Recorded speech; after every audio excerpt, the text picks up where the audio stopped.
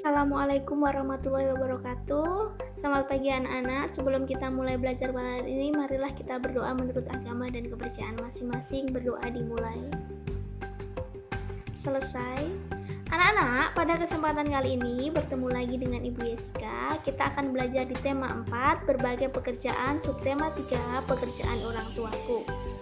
Ya, sebelum kita mulai pembelajaran, marilah kita lawan virus corona bersama-sama dengan cara selalu memakai masker ketika luar rumah, kemudian menjaga jarak, kemudian selalu mencuci tangan menggunakan sabun, berolahraga dan makan makanan bergizi. Semoga kita semua terhindar dari virus corona ya. Oke. Sebelum kita mulai, kita lihat dulu tujuan pembelajaran kita pada pagi hari ini. Oke, pada pembelajaran sebelumnya kita sudah belajar tentang jenis-jenis pekerjaan di sekitar kita. Nah, pada pembelajaran kali ini kita nanti akan menemukan unsur-unsur cerita dari sebuah dongeng. Oke, selain itu kita juga akan menguraikan jenis pekerjaan sesuai dengan wilayah atau sosial budaya di lingkungan anak-anak.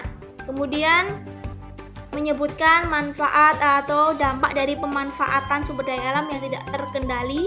Kemudian nanti anak-anak juga dapat menyebutkan upaya pencegahan kelangkaan sumber daya alam dalam kehidupan sehari-hari. Nah, langsung pada materi yang pertama yaitu tentang unsur-unsur dongeng. Sebelumnya kita cari tahu dulu tentang apa sih dongeng itu. Ya, jadi dongeng itu merupakan sebuah bentuk dari kisah tradisional yang disampaikan secara turun-temurun dari nenek moyang kita dulu yang memiliki fungsi untuk menyampaikan nilai moral dan sebagai hiburan. Nah, ketika anak-anak membaca dongeng, selain kita mendapatkan nilai yang baik yang bisa kita tiru, kita juga bisa mendapatkan hiburan. Lalu apa sih unsur-unsur yang ada pada dongeng? Oke. Ada yang tahu?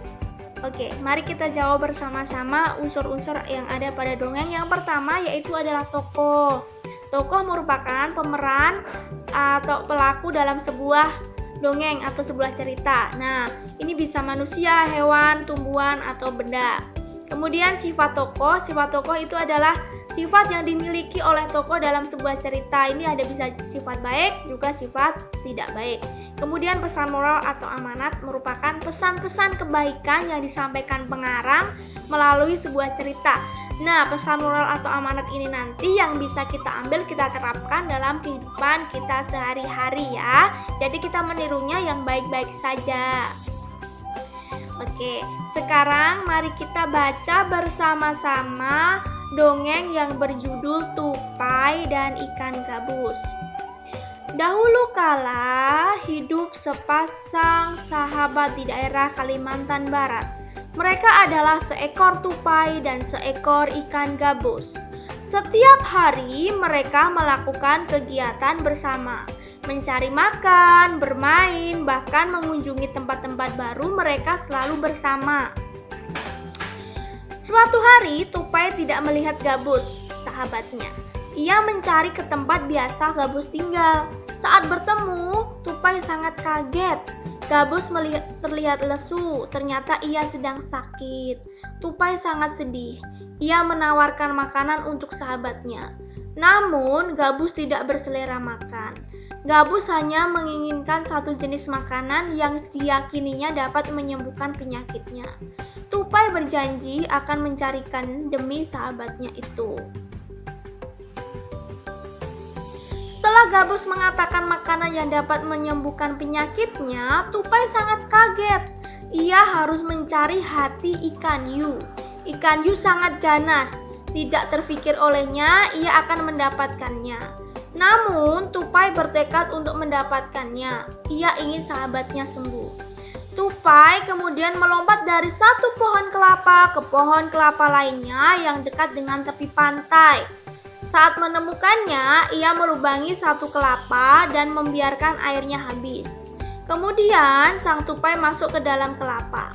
Angin kencang membuat kelapa jatuh ke pantai dan ikan hiu memakannya. Di dalam perut ikan, tupai kemudian keluar dari kelapa dan menggigit hati ikan hiu. Ikan tersebut mencoba bertahan sampai kehabisan tenaga. Ombak besar membawa ikan hiu ke tepi pantai. Saat Saat itu, tupai keluar dari ikan hiu dan membawa hati ikan kepada sahabatnya. Sampai di tempat ikan gabus, tupai kemudian memberikan hati ikan hiu untuk dimakannya. Beberapa hari kemudian, tupai melihat sahabatnya segar kembali. Betapa senangnya tupai melihat ikan gabus sehat seperti sedia kala.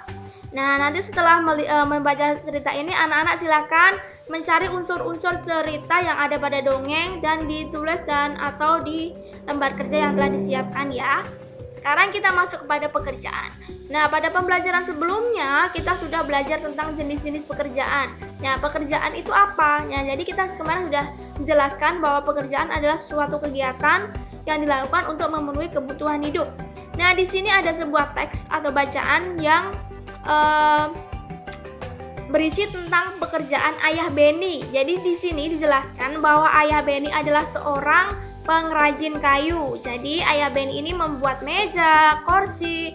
Jadi menurut jenisnya, pekerjaan Ayah Beni ini adalah jenis pekerjaan yang menghasilkan barang, yaitu meja dan kursi.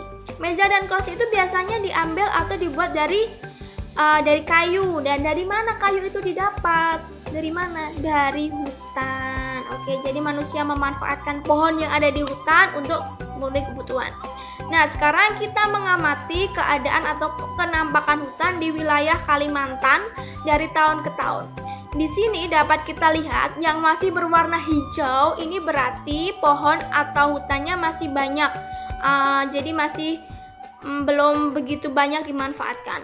Nah, putih-putih ini yang mulai putih-putih dari tahun ke tahun ini, pohon-pohonnya mulai dimanfaatkan oleh manusia untuk kebutuhan hidup.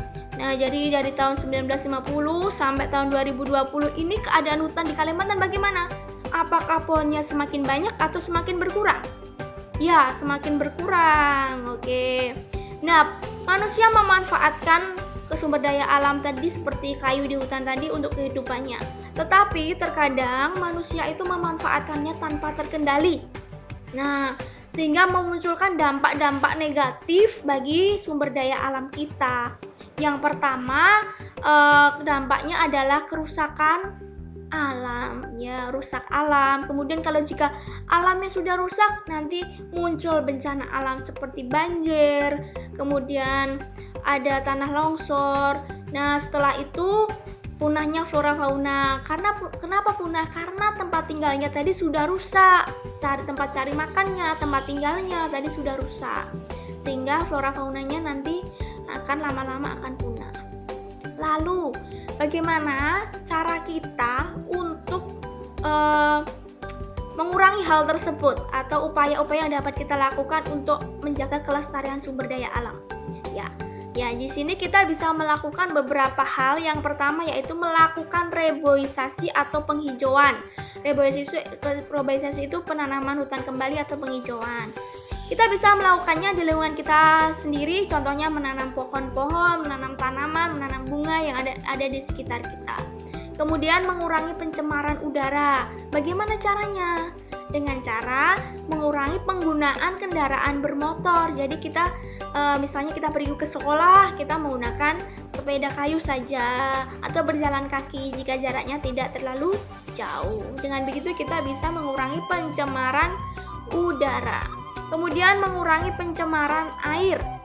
Hal yang dapat kita lakukan untuk melakukan mengurangi pencemaran air adalah membuang sampah pada tempatnya. Yo, siapa yang masih suka buang sampah sembarangan?